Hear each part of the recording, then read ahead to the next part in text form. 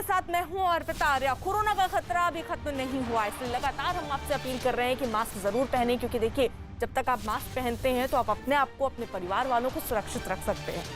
हमने एक मुहिम भी शुरू की है, #मास्क पहनो इंडिया, और लगातार न्यूज़ 18 इंडिया आपसे ये अपील कर रहा है कि मास्क जरूर पहने और सोशल डिस्टेंसिंग जरूर मेंटेन करें।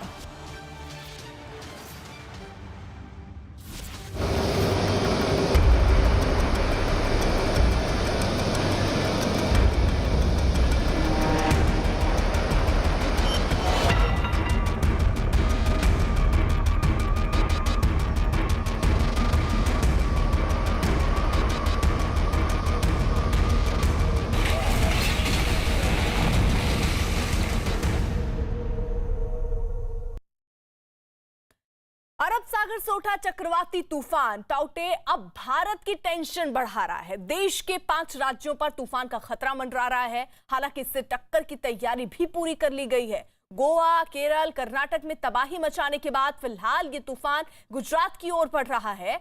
हालांकि अभी ये तूफान मुंबई से 170 किलोमीटर दूर है, लेकिन मुंबई में तेज हवाओं के साथ बारिश शुरू हो गई है। मौसम विभाग के अनुसार टाउटे 17 मई को शाम या 18 मई को गुजरात के समुद्री तट से टकरा सकता है।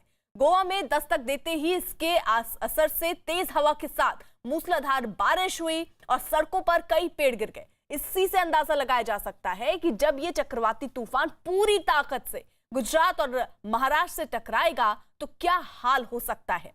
मौसम विभाग ने चेतावनी दी है कि यह तूफान अगले 24 घंटे में और भी खतरनाक हो सकता है। तूफान से पहले केंद्र सरकार ने एनडीआरएफ, कोस्ट गार्ड और वायुसेना को तैयार रखा है। तो इसकी टक्कर से निपटने के लिए पूरे इंतजाम किए गए हैं, क्योंकि खतरा और बढ़ता हुआ नजर आ रहा है। जिस तरीके की स्थिति अभी देखने को मिल रही है, जब तूफान टकराया नहीं, कई जगहों पर देखिए पेड़ ऐसे गिरे हैं, काफी नुकसान हुआ है मकानों को। खबरें लोगों के घायल होने की भी आ रही हैं, तो कई ऐसी तस्वीरें भी अलग अलग जगहों से सामने आ रही हैं। किस तरीके से पेड़ के टूटने की वजह से काफी दिक्कतों का सामना भी लोगों को करना पड़ रहा है। रास्ता पूरा बंद पड़ा है, कई दिक्कतें अभी झेलनी पड़ रही हैं। गुजरात में बाकायदा हाई अलर्ट भी इस संदर्भ में जारी किया गया है। गोवा में चक्रवाती तूफान टाउटे को लेकर कई राज्य अलर्ट पर हैं। गोवा में तूफान की वजह से भारी नुकसान की खबर है। कई इलाकों में तेज हवाओं के साथ हो रही भारी बारिश की वजह से 500 से ज्यादा पेड़ उखड़ गए हैं और 200 से ज्यादा मकानों को नुकसान पहुंचा। तूफान की वजह से हुए अलग अलग हादसों में 2 लोगों की मौत की खबर भी है। कई इलाकों में बिजली गुल हो गई, जबकि कई उड़ानों को रद्द करना पड़ा। गृह मंत्री अमित शाह ने गोवा के मुख्यमंत्री से बात कर हर संभव मदद का भरोसा दिया।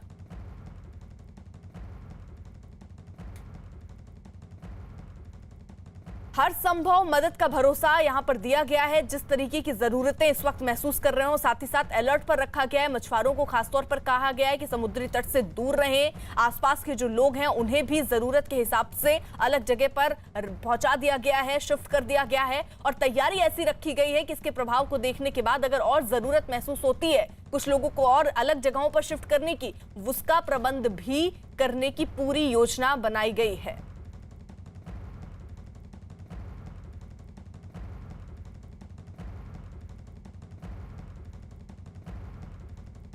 कुछ खास सहयोगी इस वक्त हमारे गोवा में रिपोर्टेड है। एक डेथ नॉर्थ गोवा में है, एक लड़के की डेथ हो चुकी है, एक पेड़ उसके माथे पे गिरा इसलिए डेथ हो चुकी। द सेकंड डेथ जो स्कूटर पे 2 लोग जा रहे थे, इलेक्ट्रिकल पोल उन पे गिर के वो अस्पताल में जाते वक्त एक की डेथ हो चुकी है।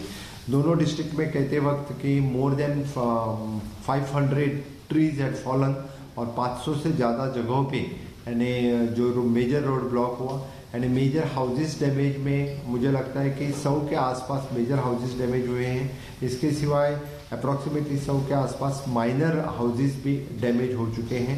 इलेक्ट्रिकल की बड़ी डैमेज हो चुकी हैं, पीडब्ल्यूडी इलेक्ट्रिसिटी डिपार्टमेंट की ज़्यादा डैमेज हो चुकी हैं। कुछ खास सहयोगी इस वक्त साथ हैं। पणजी के मिरामार से संदीप राजगोलकर हमारे साथ हैं, रत्नागिरी के कोंकर से उदय जाधव हमारे साथ हैं, गिर सोमनाथ के वेरावल से जनक दवे हमारे साथ हैं, अमरेली से राजेंद्र हमारे साथ हैं, मुंबई की साइंस से आशीष दीक्षित हमारे साथ हैं, भावनगर से मयूर हमारे साथ हमारे सहयोगी इस वक्त जुड़ चुके हैं। सबसे पहले संदीप का रुख कर लेते हैं, वो पणजी में मौजूद हैं। संदीप, जरा आप वहां पर मौजूद हैं, स्थिति बताइए, किस तरीके के इंतजाम इस तूफान से लड़ने के लिए किए गए हैं? कल तो इस तूफान ने हलचल मचा दी थी अर्पिता। पूरे गोवा स्टेट में अब तक 2 लोगों की मौत हो चुकी है और दूसरी बात यह है कि बहुत सारे पेड़ भी गिर चुके हैं। और एक इम्पॉर्टेंट बात यह है कि कल दिन भर पूरे गोवा से किसी भी फ्लाइट का टेक ऑफ नहीं हुआ या लैंडिंग नहीं हुआ। आज भी ऑरेंज अलर्ट दिया गया है। मैं दिखाना चाहता हूँ ये लाइव तस्वीरें मिरामार बीच से गोवा के। अभी हम यहाँ पे देख सकते हैं, यहाँ पे जो पिलर्स थे वो पिलर्स पूरी तरह से गिर चुके हैं और बहुत बड़ा ही ये तूफान आया था। और हम यहाँ पे देख सकते हैं ये टूरिज़्म डिपार्टमेंट का काम चल रहा था और यहाँ पे ये जो पिलर्स है या जो पतरे हैं वो पूरी तरह से उड़ गए हैं। और अंदर का मैं लाइव तरीका से दिखाना चाहता हूँ थेट अरेबियन सी का। अभी जो समुद्र है वो नॉर्मल दिखाई दे रहा है। कल इसी समुद्र में बहुत यानी जो पानी था वो पूरी तरह से बाहर आ रहा था। पूरे बीच पर रेड अलर्ट जारी किया गया था, लेकिन आज जो है आज ऑरेंज अलर्ट जारी किया गया है और किसी को भी यानी समुद्र के किनारे पर जाने के लिए किसी को भी और इसी बीच एक बड़ी खबर आ रही है, देश में कोरोना केस कम हुए हैं। जो बड़ी खबर इस वक्त सामने आ रही है, एक दिन में 2,81,000 से जो संख्या सामने आई है, 24 घंटे में 4,000 से ज्यादा लोगों की मौत हुई है। लेकिन अगर देखें इस तरीके से तो ये बताया जा रहा है कि संख्या कम हुई है। कोरोना की दूसरी लहर के बीच एक राहत देने वाली खबर, कई दिनों के बाद आज देश में कोरोना के मामले 3 लाख से कम दर्ज किए गए हैं। 24 घंटे में देश में कोरोना के 2,81,300 करीब नए मरीज मिले हैं। हालांकि इस दौरान कोरोना की वजह से जान गंवाने वाले लोगों का जो आंकड़ा है वो 4,000 से ऊपर दर्ज किया गया और एक दिन में 4,106 लोगों की कोरोना की वजह से मौत हुई है। इस दौरान 3,78,000 से ज्यादा लोग कोरोना से ठीक भी हुए हैं। रवि हमारे साथ हमारे सहयोगी इस वक्त जुड़ चुके हैं। रवि, ये थोड़ी राहत दे रही है या लोग कह रहे हैं टेस्टिंग कम हो रही, क्या इसका नतीजा है? टेस्ट कम हुए हैं। अगर हम कल के कंपैरिजन देखें तो 18 लाख से ज्यादा टेस्ट हुई थी, लेकिन आज टेस्ट की संख्या घटकर 15,73,000 हो गई है। तो टेस्ट की संख्या कम हुई है, क्योंकि इसे एक देखें कि आज का जो पॉजिटिविटी रेट है वो 17% से ज्यादा है और कल 16% के आसपास थी। तो कल के कंपैरिजन में पॉजिटिविटी रेट आज ज्यादा है। हालांकि अगर हम पिछले कई दिनों को कंपैरिजन करें तो वो राहत देने वाले आंकड़े जरूर हैं, क्योंकि 2,81,000 ये केस, 3 लाख से कम केस बहुत दिन के बाद आए हैं। 21 अप्रैल को केस इससे ज्यादा आए थे जब 2,95,000 थे, लेकिन आज 2,81,000 आए हैं। तो एक थोड़ी सी राहत की बात जरूर है, क्योंकि ये भी देखने को मिला है कि 4 दिनों तक ऐसे आंकड़े आए जब 4 लाख से ज्यादा केस रोजाना आ रहे थे। तो अब 3 लाख से कम केस आए हैं तो थोड़ी सी राहत है, लेकिन डेथ के जो मामले हैं वो कम होने का नाम नहीं ले रहे हैं। और रवि, यही चिंता बनी हुई है कि जो डेथ के मामले सामने आ रहे हैं आंकड़े, वो चिंता बढ़ा रहे हैं। इसमें क्या जानकारी मिल रही है, कब तक ये संख्या थोड़ी कम मतलब घट सकती है, यानी मौत जो है वो ना हो, इस तरीके की कोई आसार दिख रहे हैं आने वाले वक्त में? क्लिनिकल मैनेजमेंट को लेकर सरकार बार बार जोर दे रही है। राज्य सरकारों को कहा जा रहा है जो क्लिनिकल मैनेजमेंट, यानी कि जो अस्पतालों में या कोविड जो केयर सेंटर है वहां पर जो भी कोरोना के मरीज हैं उनका इलाज सही तरीके से हो और वक्त पर टेस्टिंग हो, इसको लेकर जोर दिया जा रहा है। लेकिन ये भी देखने को मिला है कि पिछले कई दिनों से 4,000 के ही आसपास के आंकड़े वो आ रहे हैं। हर रोज 4,000 के आसपास की लोगों की मौत हो रही है। आज 41 से 6 लोगों की मौत हुई है। लेकिन अभी ये प्रेडिक्शन करना, अनुमान लगाना कि कब जो है मौत के मामले कम होंगे, कब थमेंगे, ये अभी जल्दबाजी होगी। शुक्रिया रवि। उधर महाराष्ट्र में अलग अलग जगहों पर टाउटे तूफान की वजह से हुए हादसों में 2 लोगों की मौत की खबर है। सिंधुदुर्ग और रत्नागिरी में तूफान की वजह से भारी नुकसान की खबर है। सिंधुदुर्ग में 500 से ज्यादा मकानों को नुकसान पहुंचा और मछुआरों की एक नाव लापता है। आपदा प्रबंधन विभाग के मुताबिक रत्नागिरी, सिंधुदुर्ग और रायगढ़ जिलों में 6,500 से ज्यादा लोगों को सुरक्षित जगहों में शिफ्ट किया गया है। मुंबई में भी तूफान की वजह से समंदर में हलचल तेज हो गई है। समुद्र के किनारे घूमने पर रोक लगा दी गई है। आज भी तूफान की वजह से मुंबई में वैक्सीनेशन का काम टाल दिया गया है। तो 3 तस्वीरें हम आपको दिखा रहे हैं मुंबई, जलगांव और धुले की, जहां पर देखिए स्थिति कैसी है। भारी बारिश हो रही है जिससे काफी दिक्कतों का सामना लोगों को करना पड़ रहा है।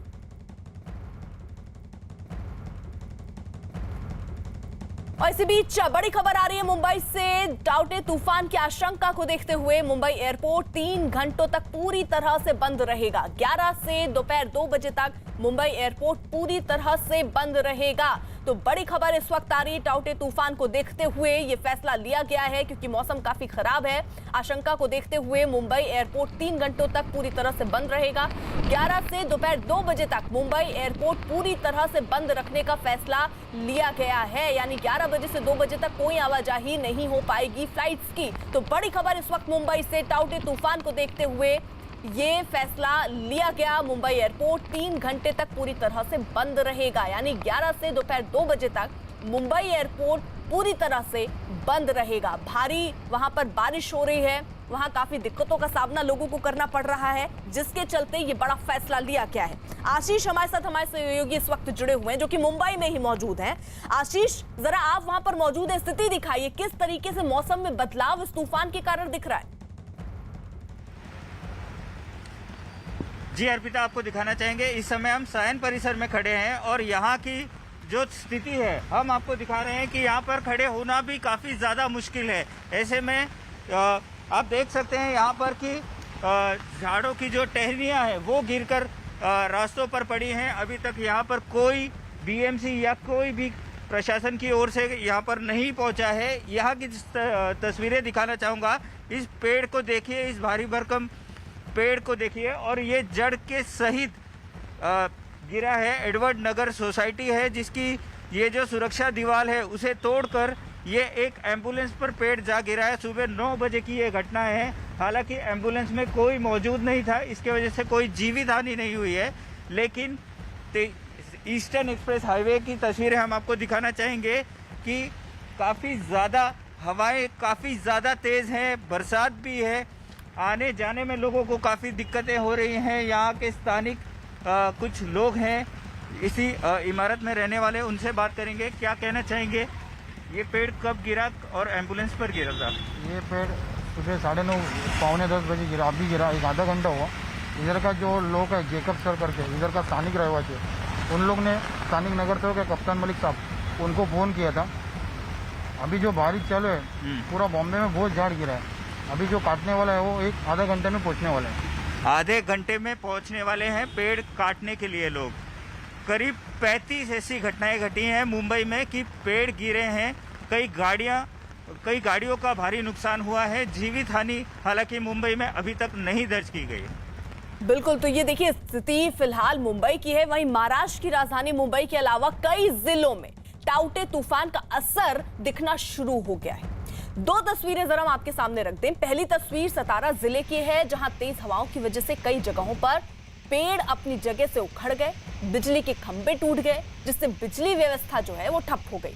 दूसरी तस्वीर रायगढ़ जिले की है जहां तेज हवाओं की वजह से आम के बगीचों को काफी नुकसान पहुंचा है।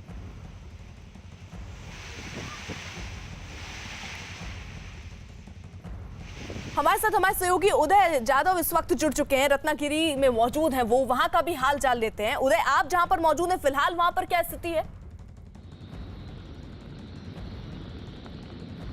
मैं अभी रत्नागिरी के बीच पे हूँ और रत्नागिरी के बीच पे थोड़े हालात सामान्य होते हुए दिखाई दे रहे हैं, लेकिन बीच बीच में काफ़ी तेज हवाएं चल रही है और काफ़ी बड़े पैमाने पर तेज बारिश भी हो रही है।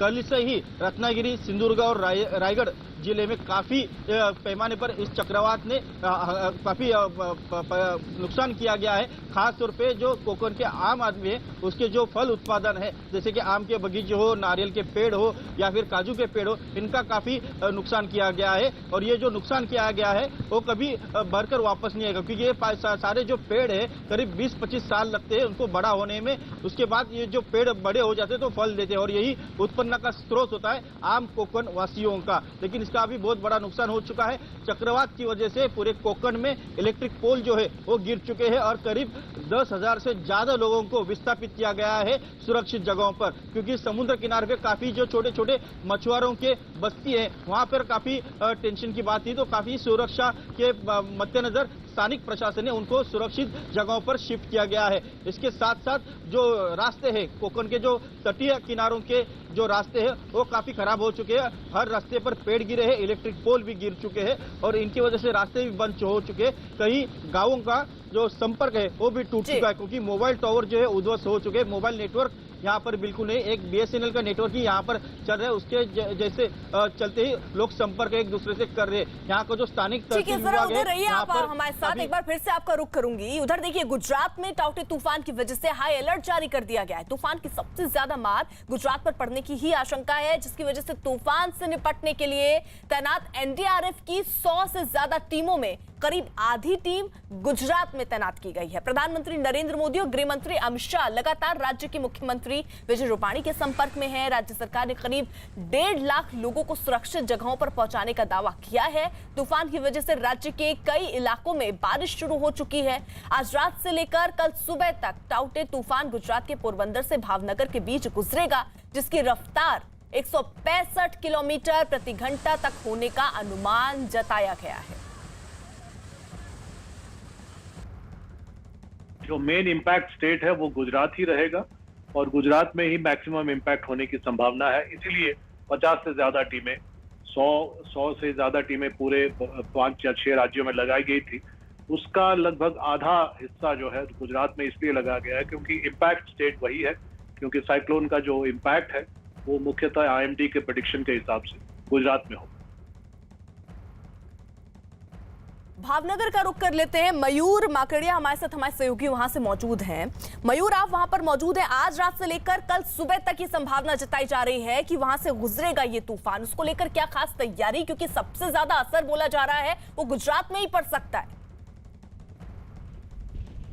जी बिल्कुल, जिस तरह से तूफान आगे बढ़ रहा है और गुजरात में हिट होने वाला है, तो जो तैयारियां है वो मुकम्मल कर दी गई है। अभी मैं घोघा जेटी पे हूँ और घोघा जेटी पे आप अभी तस्वीरें जो देख रहे हैं, तो जो विंड स्पीड है वो 70 से 80 की हो गई है और काफ़ी तेज हवाएं है वो चल रही है। साथ ही अगर बात की जाए इस बंदर की, तो इस बंदर पे अभी 9 नंबर का सिग्नल लगा दिया गया है, यानी डेंजर तौर पे पूरे जो भी यहाँ पोर्ट पे लोग हैं उनको सुरक्षित जगह पे भेजने का बोल दिया गया है। साथ ही अगर बात की जाए तो भावनगर जो डिस्ट्रिक्ट है उसमें 5 NDRF की जो टीम है वो तैनात कर दी गई है। भावनगर और पोरबंदर के बीच ये पूरा साइक्लोन है वो हिट होने वाला है और 165 प्रति घंटे की जो विंड स्पीड है वो हो सकती है।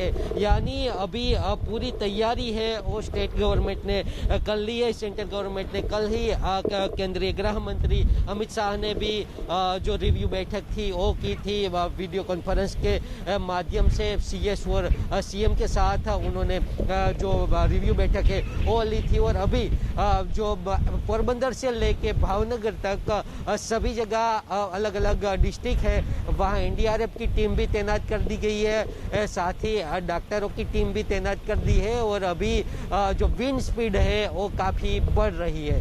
ठीक है, आप रहिए जरा साथ। देखिए, टाउटे तूफान गुजरात की तरफ से बढ़ चुका है और आने वाले कुछ घंटों के बाद तूफान राज्य के तटीय इलाकों से टकराएगा, जिसका असर भी दिखना अब शुरू हो चुका है। अमरेली जिले से जो तस्वीरें सामने आई हैं उनमें समंदर, ऊंची ऊंची लहरें वहां पर उठनी शुरू हो गई, तेज हवाएं चलनी शुरू हो गई, कुछ इलाकों में तो भारी बारिश भी हो रही है।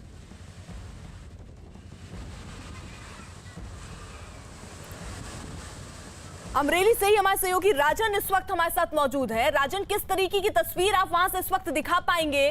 क्या ये कहें कि तूफान के आने की आहट अब सुनाई पड़ने लग गई है या दिखाई देने लग गई है?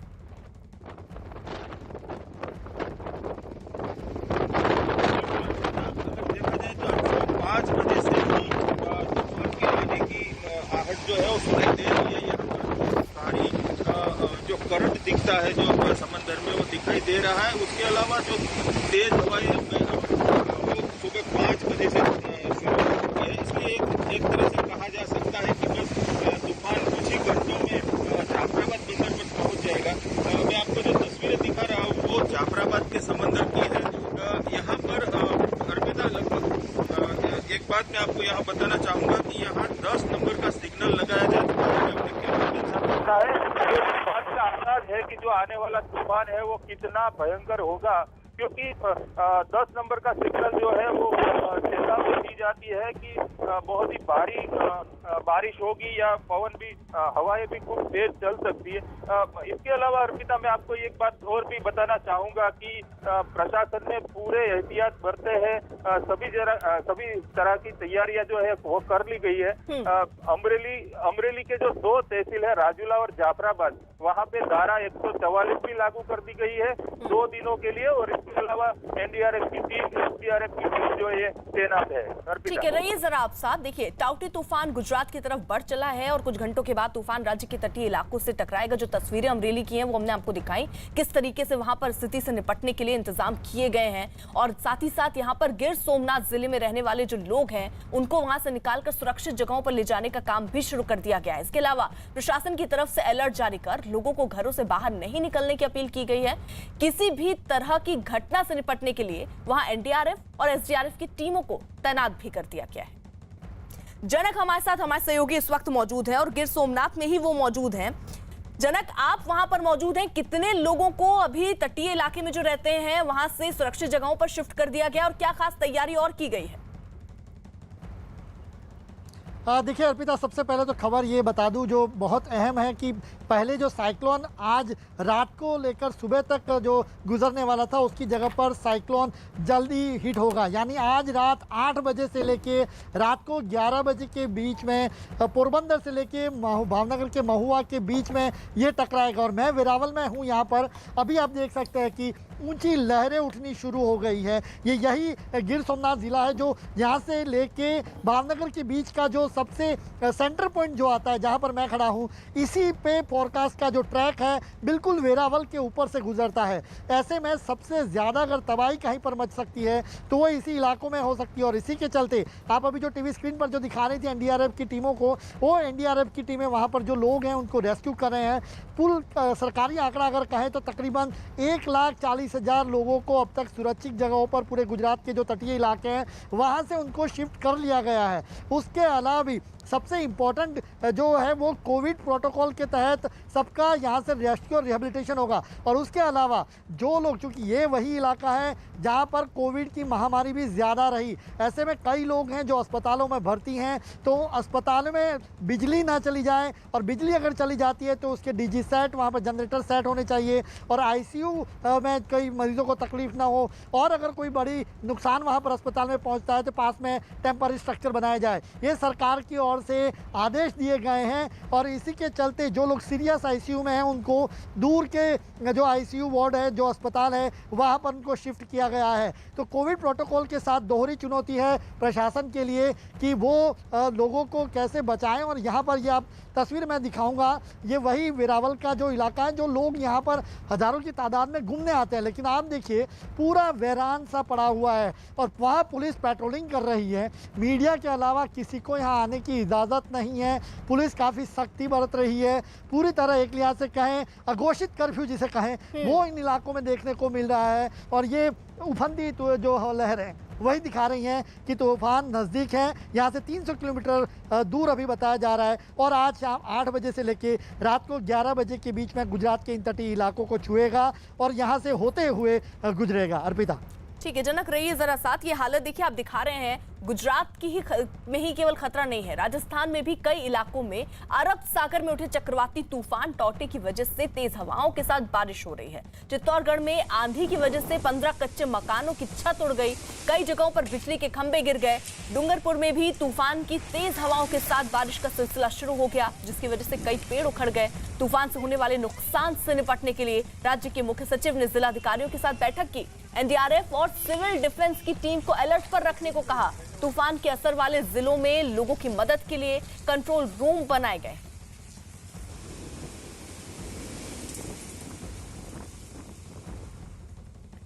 तो जिस तरीके की स्थिति है, अलर्ट पर रख दिया गया है, सारी तैयारियां कर ली गई हैं। मुंबई का जरा रुख कर लेते हैं, क्योंकि आशीष आप जहां पर मौजूद हैं वहां देखिए हम देख रहे हैं कि बारिश हो रही है, हवाएं तेज चल रही हैं। किस तरीके के अलर्ट किए गए हैं और किस तरीके के इंतजाम किए गए हैं, जरा अगर तस्वीरें दिखा पाएं। साफ तौर पर आपको बताना चाहेंगे अर्पिता की ऑरेंज अलर्ट घोषित किया था मौसम विभाग की तरफ से, और बीएमसी ने भी ये दावा किया था कि सारी तैयारियां हो चुकी हैं, लेकिन उन दावों की पोल इस समय खुल गई है। आप देख सकते हैं यहाँ पर लोग परेशान हैं, ऐसे काफी लोग यहाँ पर हमारे साथ मौजूद हैं। कैमरा पर्सन गणेश से कहूँगा कि इन लोगों से हम बात करने की कोशिश करेंगे। सर क्या कहेंगे, आपने कंप्लेंट की थी फिर भी कोई एक्शन हुआ? No, I had called up Kaptan Malik. So he said it is Mana. BMC people will come. BMC आने का दावा है। करीब 1 घंटा हो गया है पेड़ गिरकर, अभी तक यहाँ पर कोई भी बीएमसी का कर्मचारी मौजूद नहीं है। किस तरीके के दावे जो किए गए थे कि पूरी तैयारियां हो गई हैं, वाटर लॉगिंग नहीं होगी, साथ ही में कोरोना के मरीजों को अलग जगहों पर शिफ्ट किया जाएगा, लेकिन ये मामूली सी चीज़ है कि पेड़ की छटाई नहीं होने के कारण पेड़ एम्बुलेंस पर जा गिरा। हालांकि एम्बुलेंस में कोई मौजूद नहीं था, जिस कारण कोई जीवित हानि नहीं हुई है। आपको बताना चाहेंगे इम्पोर्टेंट अपडेट यहाँ का कि तेज हवा और बरसात के चलते यहाँ की बिजली काट दी गई है और फिलहाल इस इलाके में बिजली नहीं है। अर्पिता। बिल्कुल, तो देखिए तमाम एहतियाती कदम जो सरकारें उठा सकती हैं वो उठाए जा रहे हैं। लोगों को भी अलर्ट पर रखा गया है, अलग अलग जगहों पर जो समुद्री तट पे रह रहे हैं लोग उन्हें शिफ्ट किया गया है, सारे इंतजाम किए गए हैं। कोरोना प्रोटोकॉल का भी ऐसे वक्त पर पालन करना जरूरी है, इसलिए चुनौती जो है वो दोहरी है।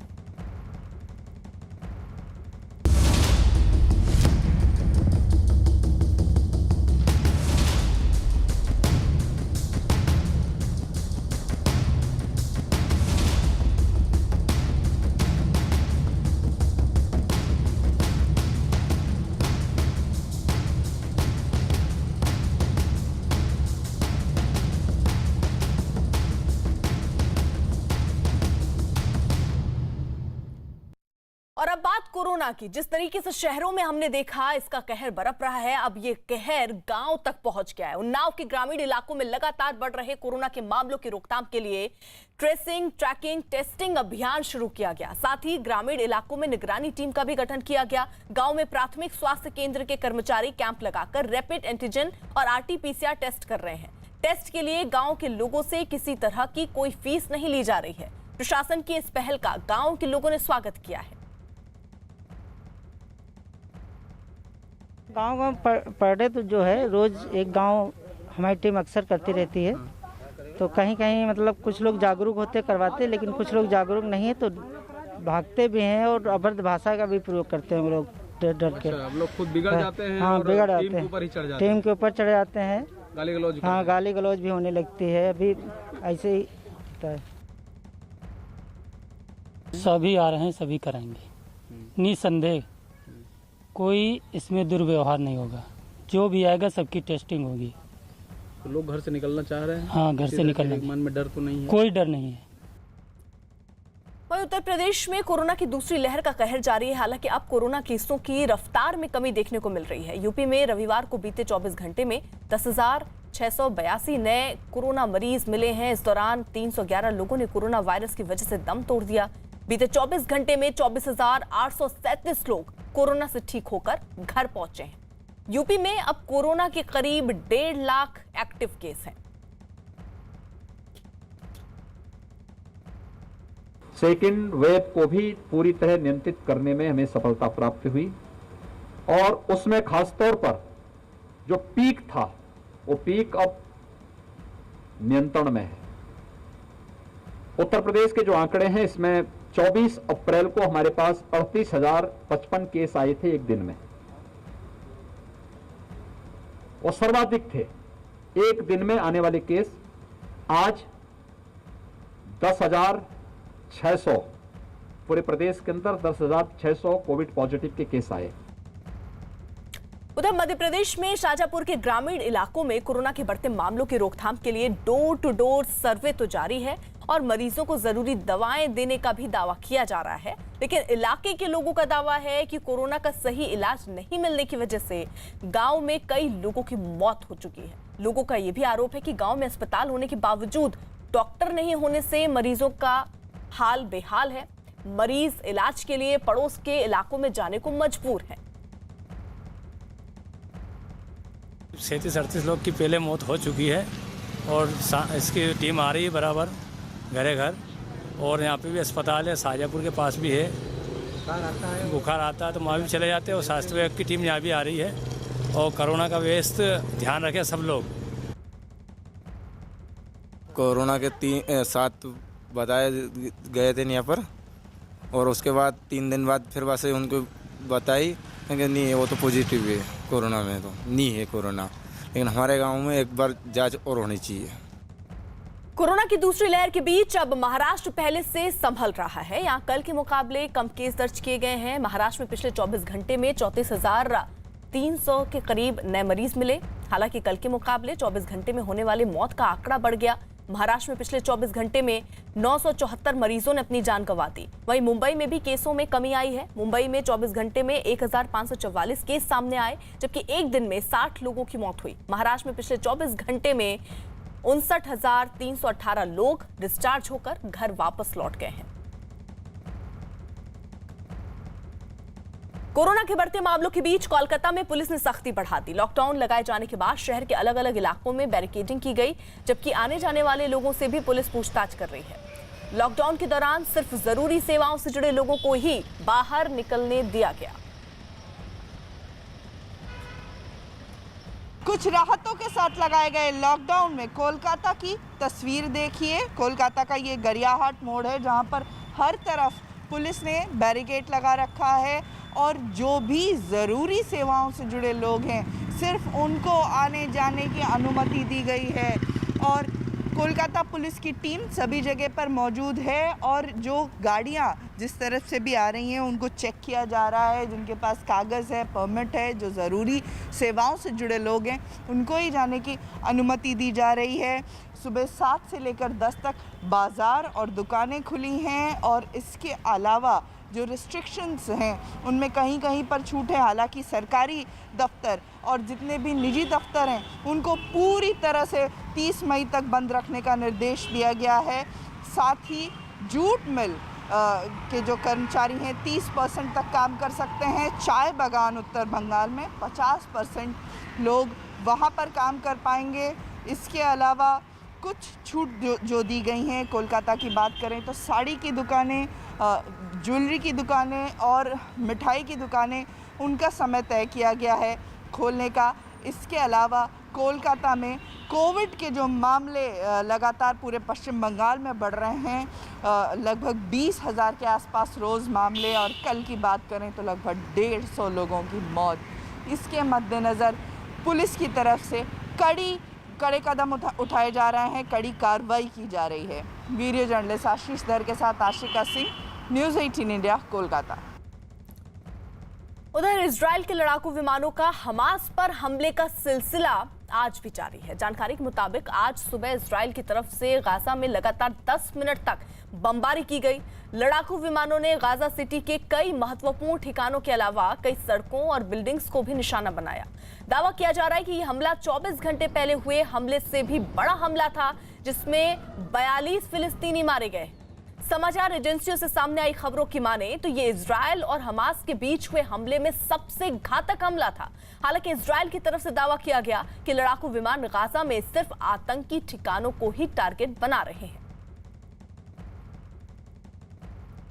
इजराइल के लड़ाकू जहाजों का गाजा के हमास के ठिकानों पर हमले का सिलसिला जारी है। इजरायली सेना का दावा है कि उसने गाजा में हमास के एक टॉप कमांडर के घर को निशाना बनाकर उसे जमींदोज कर दिया।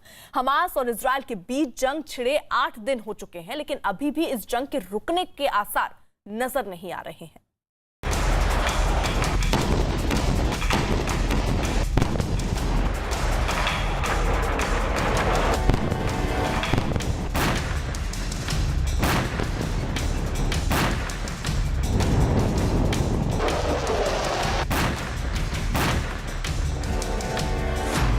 इजराइल हमास में घमासान। 7 दिन से जारी है जंग।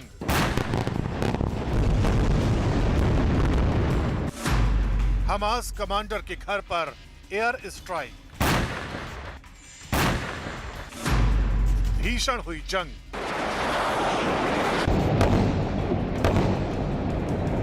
इजराइल और हमास के बीच 7 दिन से जारी जंग बदस्तूर चल रही है।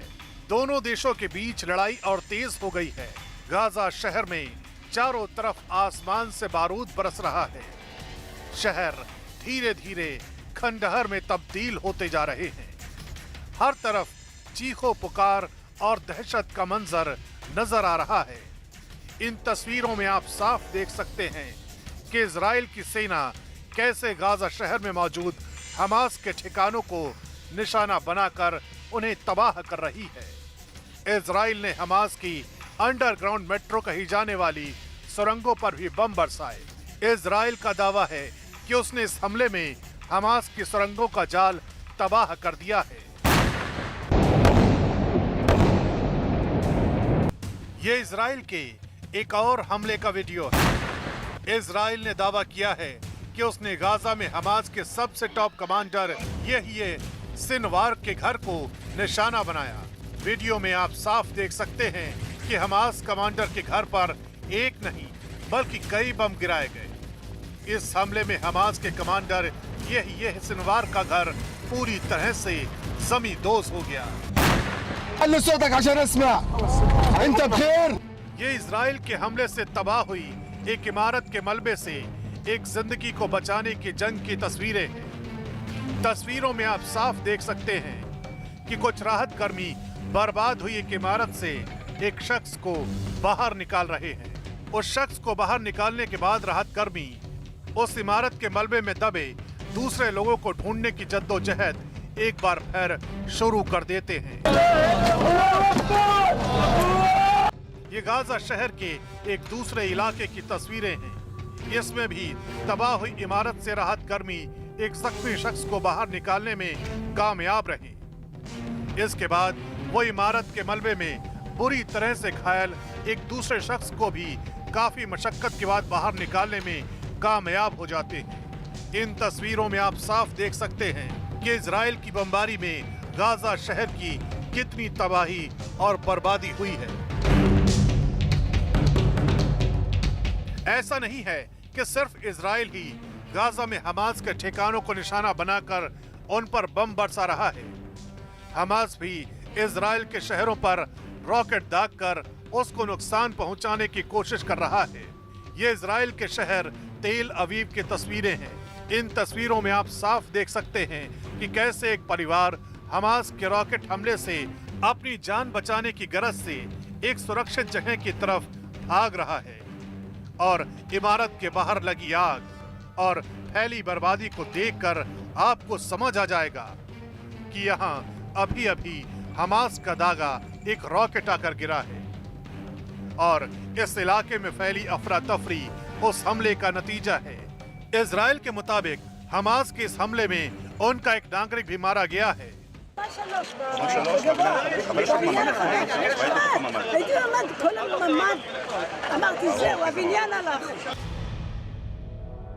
एक जंग इजराइल और हमास लड़ रहे हैं, लेकिन इस जंग का दायरा भी बढ़ गया है और इसकी आंच दुनिया के दूसरे देशों में भी फैलती जा रही है। ये न्यूजीलैंड की राजधानी वेलिंगटन की तस्वीरें हैं। वेलिंगटन की सड़कों पर गाजा में इजराइल के हमले के खिलाफ एक रैली निकाली गई। प्रदर्शनकारियों के हाथों में फलस्तीन के झंडे और उसकी आजादी के बैनर थे। प्रदर्शनकारी गाजा में इजराइल के हमलों को फौरन रोकने की मांग कर रहे थे। 21st century, this kind of stuff shouldn't be happening. People are being evicted from their homes. These are refugees that are asking to literally return back to their homes. We need the Prime Minister to lead a campaign, a worldwide campaign through UN or through Europe or through anyone else to ask Israel to stop attacking our people immediately. Australia के Sydney और Melbourne में भी Gaza में Israel के हमलों के खिलाफ रैलियां निकाली गई। इन रैलियों में ऑस्ट्रेलिया में रह रहे फलस्तीनी समुदाय के सैकड़ों लोगों ने इजराइल के खिलाफ नारेबाजी की और मांग की कि इजराइल फिलिस्तीनी लोगों पर हमले करना फौरन बंद करे।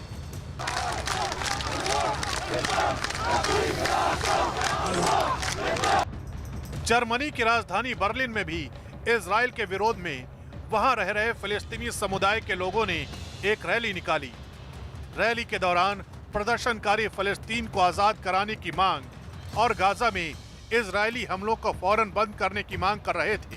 पुलिस ने जब प्रदर्शनकारियों को कोरोना प्रोटोकॉल तोड़ने के लिए वहां से हटाने की कोशिश की तो हिंसा भड़क उठी।